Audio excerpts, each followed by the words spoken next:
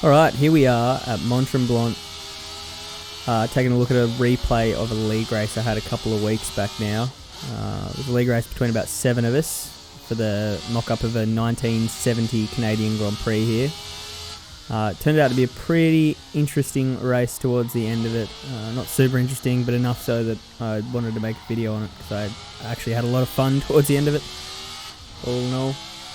But right now we're at lap 6, got P1 about 7 seconds up the road and P3 about 5. Now I couldn't get any timings up because it's an Assetto Corsa replay that was sent to me, so I apologise for any of that, but doing the best with what I can as we lock up into the hairpin for the first time on our way up to the hump. Now it's pretty interesting track. It's very difficult, not a lot of overtaking either, but just like you're always under the pump here, especially with these sort of cars. You can just never let off.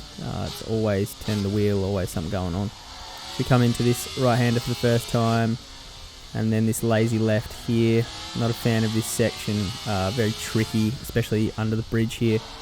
Very tricky. If you touch the curb on the left there, you'll spin out. If you go too wide, you will understeer off. And then coming up towards this other hairpin here at the end of the track, really not a fan of this corner. It's just super lazy, awkward, and very hard to get the power down. But come across the line for the first time with a time of a 1:34.6, so a pretty good lap. But we'll skip forward to the next lap, the end of the next lap anyway. So here we are, lap 8, about to start lap 9. And I was holding station with first and third pretty well, like maintaining gap I think, until this moment.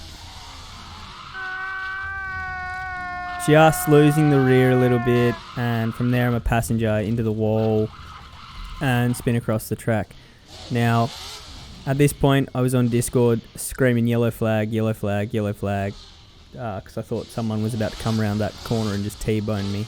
So I get going again, and then unbeknownst to me, my right rear tyre is actually clipped through the map, so I got to go back to the pits. Even though we don't run with damage, I've still got to go back to the pits. So here we are in the pits, and we'll be here for about a minute in total, or before I even leave the pits. But we'll exit the pits, and then we will skip forward to the end of the outlap. Well, I'm calling it an outlap because of that. And from now on, it was really just get your head down, put in fast lap times, 10 laps left. I think I was a minute and 15 seconds off of last place, or second last place I should say. And then first place was literally rounding the last corner about now. So first place, I was 7 seconds behind. Now I'm, in threat of being overtaken from. So really at this point it was just head down, do what you can. Let's try and salvage a result as much as possible. And I also knew that last place, what was last place, second last place now, was doing 137s or 136s I believe. So I was per lap, per average, I was a couple of seconds quicker every lap. So I knew that there was a chance, even with 9 laps to go or 10 laps to go, I could bring it back and maybe finish just in front of them, which to be fair would be a good result considering that, thanks to Assetto Corsa for putting me back in the pits. But anyway, head down, come through this right-hander. It was a tricky corner for me. I was from 4th gear down to 2nd, and then I'd hold it in 2nd through this corner as well. Hold it in 2nd all the way up here, just left foot braking, and then turning in quite as late as I possibly could. You couldn't turn in late, but it was as late as you possibly could. And then coming through here, really awkward corner. That bump there can spin you out. And as I said before, this lazy hairpin here, really not a fan. Super tricky. You really need to watch your downshifts, watch your braking, because all of those things will just spin you around. A lot of moments on this track. But crossing the line with a 1:35.7, so first lap after the pits. We'll then skip to the next lap, and the next lap anyway, where we crossed the line with a 1:35.3, so consistency's back at it already. And then next lap we crossed the line with a 1:35.2, so bringing that lap time down, and then once more bringing it down to a 1:34.9. So definitely bringing that time down, but we'll skip forward to lap 17, where the bulk of the race really happened. So at this point, I was bringing the gap down about 2 seconds, 3 seconds per lap, and at this point also there was third last place, not second last place, but third last place had spun on the track, and so they're up ahead of me now, and they'd started battling. So it was second last and third last had started battling, which was bringing me right into the fray even more. So as soon as I started seeing cars again for the first time all race, I really started to put my head down.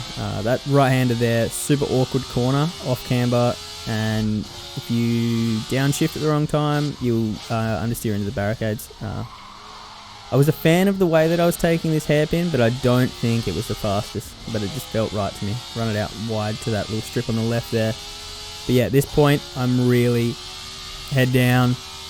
Let's see, I've got a lap left after this. So I've got half a lap left, and then I've got 1 lap after this. So lap 19 is the last lap, and they're only going up through the bridge corner now. So I could claw back a result if I pull out 3 seconds next lap. So it was really like this lap and next lap needs to be perfect, and I've gone wide there under the bridge, so not good already. But at this point my tyres were also starting to die, and I think I might have actually had a better chance had, when I went back to the pits, I forgot that it refuels your car. So if I had had the same amount of fuel that I went into the pits with, I think I probably would have really been putting in good lap times. Probably would have been down to the 33s, as we're close to the 33s on that lap. So we're a 1:34.0 on that lap. So that's best lap of the race for me. I think P1 at this point was probably even doing that. I think his best lap was a 1:33.5.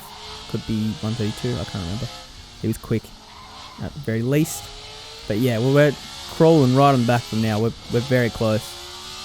I should be on the back of him in a couple of corners if I nail them. But staying in third through there, and then quickly up to fourth, and then back down to third for this corner. Probably my least favourite corner on the track, next to the other hairpin at the last corner. And then down to second for this. Yeah, really starting to see him. So that spin and then battling has really brought me back into contention. So even though this was for last place, this really felt like it was like, it's all on the line. This is for points. It wasn't really, but I was just going for it, going hell for leather as fast as I possibly could. You know, whereas at the start of the race I was going as fast as I possibly could, and it cost me. Didn't really need to. I wasn't going to be getting P1 anyway. But this made the race more interesting on my part anyway. So coming under the bridge for the last time, right on their tail now. Let's see what I can do with 1 corner to go. If I can just maybe claw in a bit through the last corner, I might be able to get him, drag him down the straight. But I've just clipped the inside. Yeah, no, that's it. Game over. But crossing the line in a second with 3 cars within half a second. Pretty good finish to the race. Really was exciting for me. Felt like it was all on the line for everything. So thanks for watching, and I'll see you next time.